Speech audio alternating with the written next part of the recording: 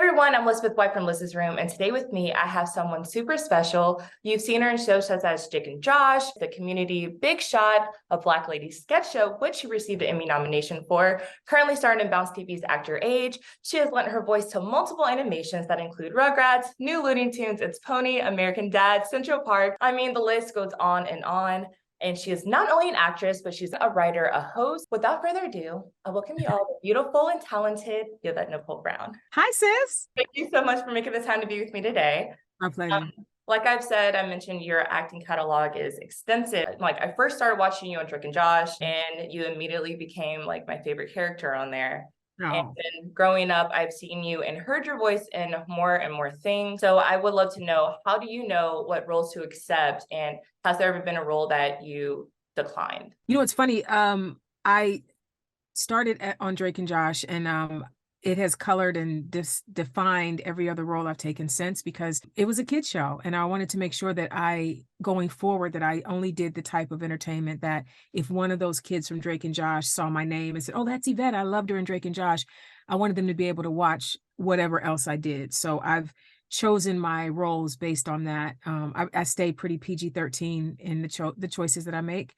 And did I ever turn down? I turned down auditioning for Girls Trip. I had an audition for Tiffany Haddish's role, but long before Tiffany was given the role, much later. It was early in the process. And you know, I couldn't act. I started peeing on people in New Orleans. And I was like, oh, I can't do it. I can't do it. So I never went into audition for it. So I didn't turn it down. It was never offered to me. It was never my role, but I did make a decision not to audition for it. And, you know, I wouldn't have got it anyway, because Tiffany was amazing. She was made for that role. So, you know, it wasn't my type of comedy, so I couldn't do it. It is given that you are remarkably talented and blessed, and you were literally a woman that, you know, does it all. And years back, I saw you hosting on the red carpet, and I was in awe. And that was because there weren't a lot of people who look like us that were successfully doing that in that capacity. You know, watching you now hosting, it just seems like it's natural to you. It's like you own every space that you're in. Oh, and I just want to know, like, if there any advice for people who are young of color, or people in general of color who want to be in this industry, you know, in that capacity, like, do you have any advice for them if they're ever like having self-doubt? Oh, yeah. I mean, first of all, nobody in this industry knows anything. We don't, you know, so when you feel like somebody has the answer and, oh, none of us know. And everybody's entrance into the business and the way we keep our thing going, no one knows how. It's all magic. It's all God's favor. It's all being in the right place at the right time. So take the weight, first of all, of needing to know what to do. Take that weight off, because none of us know how to do it. Second, don't let anybody tell you who you are and what you can do.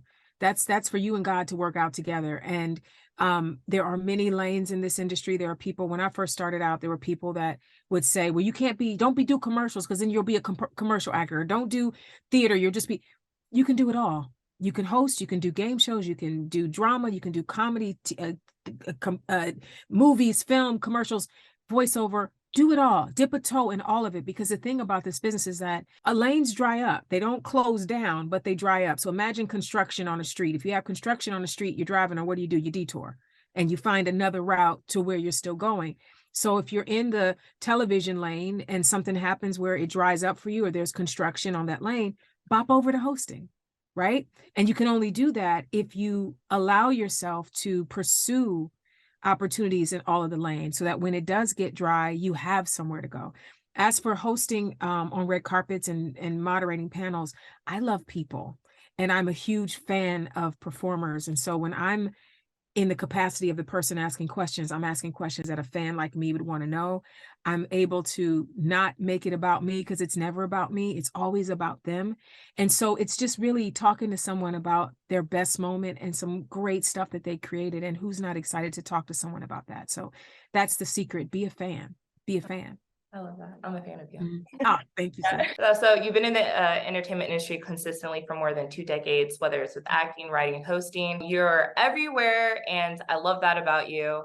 But I can only imagine with longevity in this entertainment world, it's not all glitz and glam that the viewers see. So what would you say has been the hardest part of your journey thus far, and what has been the most rewarding? Oh gosh, the hardest part is probably realizing how Hollywood so many people are. I'm from East Cleveland. Like, this is me. This was me in East Cleveland, this is me now. Anyone that knew me then and knows me now knows that I've never changed. And so I don't really fit into the Hollywood way of doing things. I'm not a schmoozer. I'm not fake. I don't pretend that someone's my friend if they're not my friend. I don't pretend to like somebody if I think they're mean or nasty or rude. You know, I'm very honest about those things. So I feel like the easiest way to maintain a career and to thrive in any industry is just to be true to who you are and trust that it's enough. You know what I mean? And I think in Hollywood, a lot of times, and it's not anybody's fault, this business tells you that you're not enough. The moment you come in, you got to lose weight, you got to be lighter, you got to be, you know, they have all these things that you have to be. You have to be naked, take your clothes off, wear something. And none of it's true. You can be who you are. Now, if you want to be naked, go and be naked. That's your journey, right? If you want to be whatever, but you don't have to change who you are because they say you have to. I say lean into who you are, because what they're looking for is you. So, you know, so that's the bit about the industry. That's the thing that I wish I could change. I wish that people could come in here fully whole. And if they're not whole, get the therapy they need to become whole, and then just treat each other better and have a good time. It's supposed to be fun. It's called entertainment.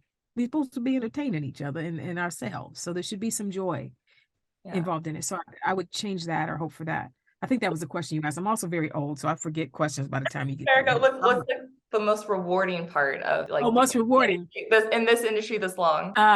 See, I didn't answer the question. The most rewarding part is moments like this, like when I get a message on Instagram or Twitter and someone says, I'd like to talk to you. Do you have the time? The fact that anybody even knows I exist, the fact that anybody wants to hear anything I have to say is really kind and loving. And so the best part of it is getting to do this and getting to say Donors Choose is a great organization and you should look into it to help teachers and students, and Caring Across Generations is a great initiative for caregivers and you should look into it if you're a caregiver or a caregivee.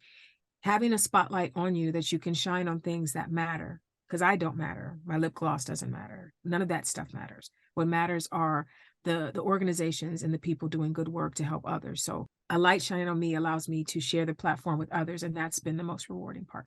Well, we're going to do a quick lightning round section. Just have your fans to get to know you just a little bit more. Okay. You ready? Okay. So what's your favorite thing to do when you're off? Sleep. Okay. What is something that a lot of people don't know about you? What would be surprised if they found out? I'm really an introvert. I'm very quiet. I don't like parties. I don't like gatherings. My friends know this because they invite me and I always go, I can't do it. I'm very quiet and introverted. And you know, people don't know that about me usually. What's your favorite project that you worked on? Oh, it's so hard. I can't. Can people answer this? This is such a hard question to answer. I'm probably going to say right now it's Act Your Age, because I'm having such a great time working with Kim and Tisha and Mariah and Nathan and our great showrunner Allison. And it's a great throwback show to sitcoms that I grew up watching. And so I would say Act Your Age has been the most fun I've had in a very long time. Something you can't leave the house without. My peace of mind. Again, because I'm an introvert. To go out into the world, I got to find my center before I leave. So I would say that, and my phone. I'm addicted to my phone. So that's not good, but yeah. Okay, so if you're in trouble, who is the first person you will call? Oh, my big brother Paris. He would light the world on fire for me, and he's got the bail money always. He's got the getaway car. My brother Paris. What is a guilty pleasure that you have? Oh, guilty pleasure. I'm not guilty about it, but I love building Lego. It's very peaceful. It's a quiet, solitary pursuit. I can lose hours, and then at the end of it, I have something really beautiful or fun or interesting or silly that I can show people. So I'm say building Lego, but I'm not guilty about it. I love it. Okay, so if you could travel anywhere in the world, where would you go? You know, I really love Ireland. Ireland is such a beautiful, I did a movie there, did three months there and felt like a native after a while. It's really green and beautiful. They love Black people over there. So I would say Ireland. I'd go back to Ireland. Okay, so what's something that you haven't done but you want to do? Haven't done but I want to do. You know, I've never gotten an honorary doctorate. And I would love to get one from Howard University. I'm putting it out there. I got accepted to Howard when I was after high school and wasn't able to go because it was too far away. My mother was worried about it being so far away from where we lived. But I've always loved Howard. I've always wanted to be a Bison. So if I got an honorary doctorate from Howard, I would be overjoyed. So that's my answer. Hope they hear this. So what is a regret that you have in life? I mean, probably in line with not going to Howard. honestly, like, and I love my school. I graduated from the University of Akron. It was a great university, and I'm proud to be a Zip. But, I feel like I think about the ways that my life would be different had I gone to a HBCU, and that would have been, just to be at the Mecca would have been great. The other regret that I have, and it's not a big one, is that when I first moved to LA, I didn't pursue acting immediately. I was afraid. And that's why I always tell young people or new actors to not be afraid, like to just bite the bullet and take the shot. You can always move back home, you can always start again, but you will regret not taking the shot when it's there for you. And when you're younger and new, it's better just get in and take the chance then. So it's a bit of a regret. I still made it. I still got to be an actor, but I would have loved to have started a little earlier. And what is something that you've done that made you super proud? Oh, wow. Just surviving in LA makes me super proud. Like I came out here with, 2 rolling duffel bags and a place to stay for 3 days. And the fact that I'm here in a house that I own, talking to you 20 some years later, and I never had to stab anybody in the back. I never had to sleep with anybody to get ahead. I've never lied on anybody or done anybody wrong to get ahead. I've literally just been the same decent human being I was when I got here, keeping my Cleveland values, and I've been able to build a life, and that makes me very proud. And I hope that it's a lesson to others that you can get ahead without being mean and nasty. You can get ahead by caring for people and loving people. There's a lane for you as well. Beautiful. And Yeah. I hope your fans get to know you just a little bit more by answering all these questions. All right, before you go, I like to play Looking with my guests, and I need you to pick 3 letters. Pick 3 letters: F, A, and T. Okay, so I just spelled fat. Whatever. That's good. Okay, so using those 3 letters, I want you to find 3 words of advice you would give your 18-year-old self, and then say why you picked those words. Just 3 words that go with those? 3 words of advice. Oh, 3 words of advice. You would give your 18-year-old self. So you're talking Okay. to 18-year-old Yvette. F, faith. Yeah. You will not make it in this life or in the career that you're choosing if you do not stay anchored to God. So please keep your faith. Please lean on your faith. Please share your faith with anyone that is willing to listen. A, admire, continue to admire and look up to the people that have paved the way for you. Continue to give them their flowers, and to make sure they understand that you appreciate what they've brought into the world that you are benefiting from. And T, teach, continue to share everything that you've learned. Anything that you go through is for not just for you, it's for the next generation. Your legacy will be what you leave behind. So continue to talk about and teach the things that you've learned to help others get over. I love it. I love it. Thank you. And I want to thank you so much for taking the time to be with me. You inspired me in more ways than one, and I truly appreciate the time.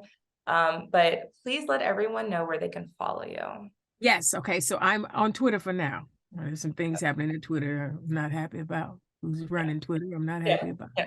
But it's my initials, @YMB. I'm also on Spoutable, which I think is going to be the new Twitter, and that is @YMB as well. And then on Instagram and Facebook, which I don't do Facebook, I do Instagram. Instagram informs Facebook. So if you're looking at me on Facebook, it's not really me, but it's me, it's just not me actively. And that is my full name, @Yvette Nicole Brown. How about all those disclaimers for social media? And there you have it. I can give 1,000 reasons why you are amazing, but I don't have enough time for that. And I'm pretty sure you don't either. So everyone, just make sure you follow her. You can see just how great of just a person she is. So until next time, I'm Elizabeth White, and I will see y'all again in Liz's room.